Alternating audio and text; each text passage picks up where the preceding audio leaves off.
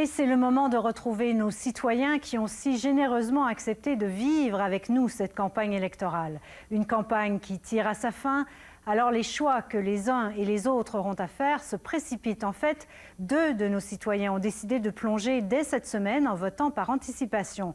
Et une autre a de son côté carrément changé d'allégeance. Quel parti a donc finalement réussi à les convaincre? La suite avec nos citoyens.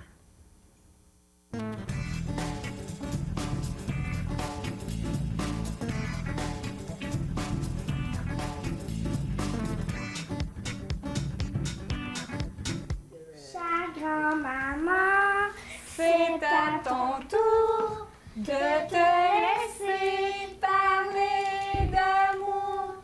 Et oui, c'était pas arrangé avec le gars ou la fille des vues, mais c'était la fête de Raymond samedi dernier.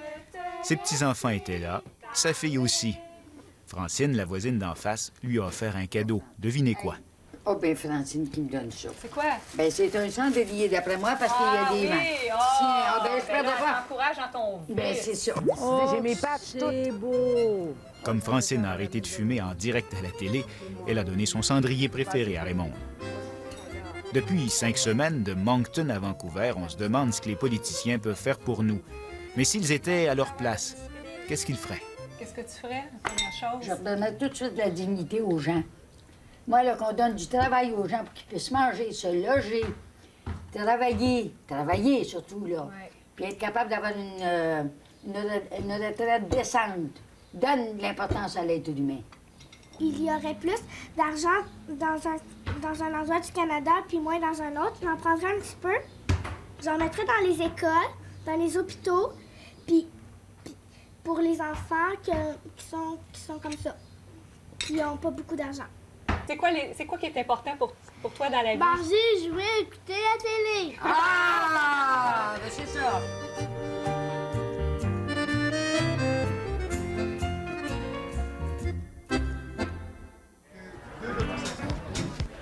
Bonjour, 2 for Toronto Island, please. Très symbolique, Marcelo, qu'on soit presque à la fin de la campagne, qu'on se retrouve sur un bateau, parce que j'ai vraiment l'impression qu'on a le droit à toute une galère de la part des politiciens. C'est vrai. Puis j'ai vraiment l'impression que ces politiciens-là vont rentrer au pouvoir, puis qu'il n'y a rien qu'ils ont promis de faire qu'ils vont faire. Toi, si tu étais au pouvoir, qu'est-ce que tu ferais comme politicien? Premièrement, j'investirais dans la culture. Je donnerais plus d'argent aux télédiffuseurs et aux producteurs indépendants pour développer plus de contenu canadien. Très bonne idée. Moi, j'enlèverais la clause non-obstant. Ah, ça, c'est bon. Ça ferait beaucoup de bien. Et aussi, je mettrais sur place un fonds ou un programme des commandites pour faire la promotion du Québec et du frais français partout au Canada. Ben, c'est ça qu'on a besoin aussi, de l'humour, Ouais. je pense, au Parlement. Moi, je m'assurerais de trouver un poste de sénatrice à Michel Richard. Et aussi, ce que je ferais, j'enlèverais le passeport canadien à tous les artistes canadiens qui ont décidé de s'établir aux États-Unis, Et ça inclut Céline Dion. notre télé nationale. Et je ferais aussi des fêtes de la fierté gay et lesbienne, un congé férié pour que tout le monde à travers le pays puisse participer. Bravo, bonne idée. Ça a d'allure, ça? Je vais voter pour toi. Ben OK, je fais la même chose.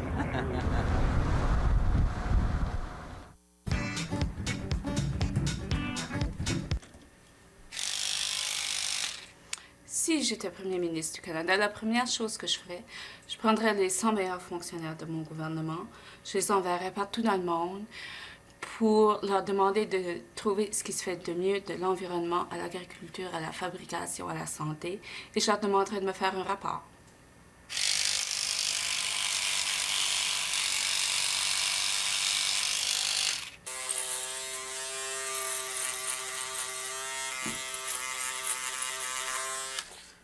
Moi, si j'étais premier ministre du Canada, là, je réglerais le problème du mariage gay, j'en chasserais ça dans la Constitution, puis ça serait fini, il n'y aurait plus de discrimination, tout le monde serait égal, tout le monde aurait le droit de se marier, évidemment, entre adultes consentants, et puis ça serait fini, puis voilà, tout le monde serait heureux.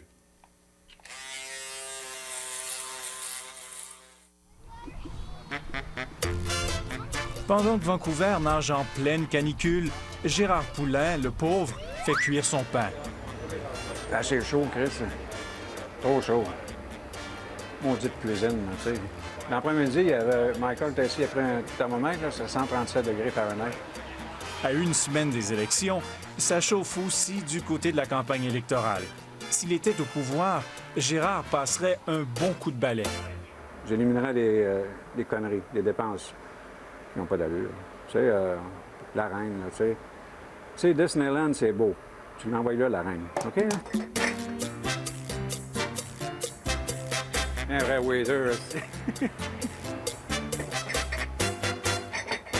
T'es à l'ère des computers, t'es à l'ère de l'Internet, tout ce que tu voudras. Tu as besoin de moins en moins de monde pour travailler au niveau des gouvernements. Il y en a de plus en plus. Alors, ça ne marche pas. C'est quelque chose qui ne clique pas, là. Quand tu vois que de l'argent s'en va dans le chemin pour des partisaneries politiques, puis que les gens crèvent dans la rue, il faut que tu trouves les yeux. On va ramasser l'argent comme la voile. OK, thank you, hein? OK, bye. Allez-vous voter? Nous, pour nous, c'est difficile. Hein. Venant de France, comment dire, on a des idées un peu différentes. Moi, j'aurais aimé qu'Harper dise, là, la reine, on s'en débarrasse, là, tu sais, là. Le Sénat, d'ailleurs. Ça, c'est des gros... ça m'écoeure. Ouais, là, c'est trop dur de travailler pour ça, tu sais. Moi, je compte ça. C'est ce qu'ils ont fait, les Français, avec Marie-Antoinette? Oui, c'est différent.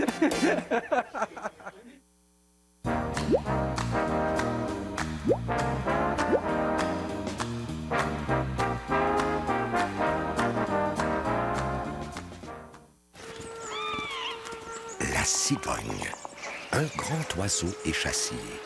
Son rôle dans le règne animal, transporter les bébés. Menacée par les sages-femmes et les hôpitaux, la cigogne a dû évoluer pour survivre. Aujourd'hui, en plus de livrer des bébés, elle livre aussi tous les articles essentiels pour bébés. Résultat... Si la vie était comme ça, on n'aurait pas besoin d'une carte Visa pour les articles pour bébés. As-tu toujours été comique, papa? Non, arrête d'être comique. Papa, il était avocat. Ah ouais? Non, mais regardez la face de ma cliente, votre honneur. Ça se peut-tu? 20 000 piastres de chirurgie plastique. Il est où le 20 000 en dessous des bras? Quand mon client a été arrêté à 200 km/h, tout nu au volant, il était tout simplement somnambule. C'est une erreur, votre horreur. Une horreur, votre odeur. Papa, combien de temps t'as été avocat? Quasiment une journée. Pepsi diète. Prenez la vie à la légère. Là, tu peux regarder. T'es sûr? Oui. Wow! En quel honneur, Minou? Une petite soirée, juste nous deux. Arrive qu'on fait ça, là. Hein? Faut se laisser désirer. Du chocolat en plus. Des fraises fraîches, du chocolat fondant et une mousse chocolatée. La tartelette choco-fraise de Tim Hortons. Essayez la classique ou la nouvelle choco-fraise pour seulement 1,49 $. C'est long! Inès, je veux juste être encore plus belle. Comme ta tartelette, peut-être? Je vais craquer. Je vais craquer, Minou! Ben non. Quel plaisir d'animer une émission d'été. Une émission couleur de Radio-Canada. Vous capotez chez vous, hein? Mon Dieu de grande! Cet été, commencez vos soirées avec Laurent Paquin dans une émission couleur de Radio-Canada du lundi au vendredi, 19h. Cette année, je vous ai organisé tout un party pour la fête nationale. J'ai invité Daniel Boucher, Mélanie Renaud, Martin Deschamps, Sylvie Desgroseilliers, Steffi Choc, Paul Piché et plein d'autres. Puis je vous invite, vous autres aussi. La fête nationale à Montréal, jeudi 21h30 à la télé de Radio-Canada. On peut tout se permettre grâce à l'immunité diplomatique. Imaginez la belle vie. C'est pourquoi l'Institut Bud Light a conclu des ententes avec ces pays pour que vous puissiez aussi en profiter. Un diplomate tongolais peut partir du bureau quand il le veut. Un diplomate armésien peut toujours séduire la meilleure amie de sa blonde. Et aucun diplomate tuvalien n'a à payer de tournée.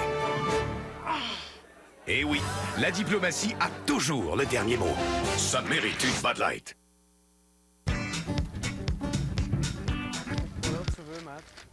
Lorsque nous avons rencontré Mathieu et Marcelo pour la première fois, il était minuit moins une. Tout le monde disait que Paul Martin déclencherait des élections au printemps et qu'il gagnerait haut la main. Marcelo savait pour qui voter. Mon vote va aller vers le NPD, justement, parce que c'est un vote de protestation, un vote parce que je veux qu'il y ait des... je veux donner une voix, justement, et un poids aux politiques sociales. Santé tout le monde. Santé. Quant à Mathieu, lui, c'est un peu plus compliqué. Il est libéral d'habitude et indécis cette fois-ci. Moi, je veux le beurre et l'argent du beurre. J'essaierai de convaincre Marcelo de voter pour le NPD, puis moi, je voterai pour les libéraux ou vice-versa. Comme ça, je ferai entendre les deux choses que j'ai envie de dire présentement. Mais comme j'ai juste un vote et comme je suis pas sûr de pouvoir convaincre Marcelo, je trouve ça très inquiétant. Je suis vraiment indécis.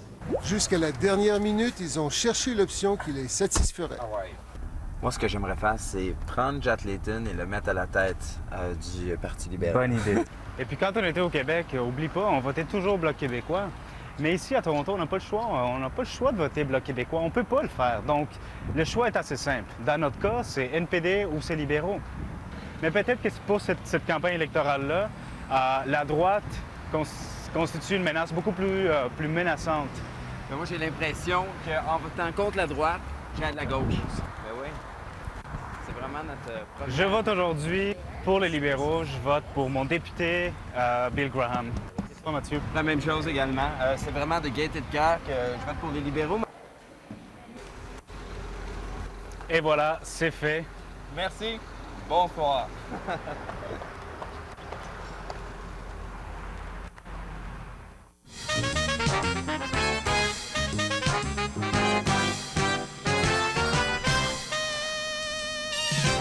Le drapeau acadien. Qui aurait cru qu'un jour il trônerait fièrement à l'hôtel de ville de Moncton? À l'époque de leurs parents, Cécilia et Patrice auraient chuchoté le français en public. Aujourd'hui, ils peuvent le crier. Autant au Nouveau-Brunswick, les Acadiens ont un poids politique, autant au fédéral, ils sont des poids-plumes. Démographie oblige. On peut pas, c'est difficile de comparer l'Acadie et le Québec, mais on ne peut pas commencer à se créer un parti acadien qui va aller essayer de nous représenter à Ottawa. On est fou? Ça va faire comme le Bloc québécois. Théoriquement, là, ouais. On va avoir le Bloc acadien. Qu'est-ce que ça va donner? Qu'est-ce que ça va donner? Est-ce que le Bloc québécois empêche le Québec d'avoir quelque chose? Ça aussi, ça peut se poser comme question. Ça peut se poser comme Parce question. Parce que dans le fond, ils prennent un paquet de votes que les autres n'ont pas, et puis bon, ça débalance l'équilibre politique. Dans notre circonscription, vraiment, on n'a pas le choix. Il faut élire un libéral, parce que les autres, je m'excuse, mais les autres ne se tiennent pas. C'est ça. Théoriquement, si la province vote rouge, puis que ça fait tellement longtemps que le gouvernement à Ottawa est rouge, ben c'est comme rien que ça peut pas nuire. Ça ne veut pas dire qu'on va avoir ce dont on a besoin, ça ne veut pas dire qu'on passe en premier, mais au moins, on est du bon bord. Mais c'est ça, c'est que finalement, c'est très difficile pour les Acadiens parce que on sent vraiment qu'on n'a pas le poids politique. Heureusement que, je ne sais pas, on a un genre d'entêtement qui nous fait conserver notre culture, peut-être. Du côté des conservateurs, qu'est-ce qu'on irait chercher là?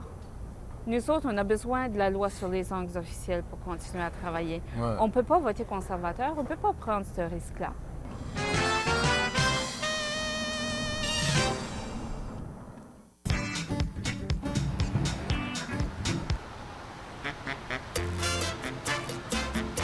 Elle est après fumée.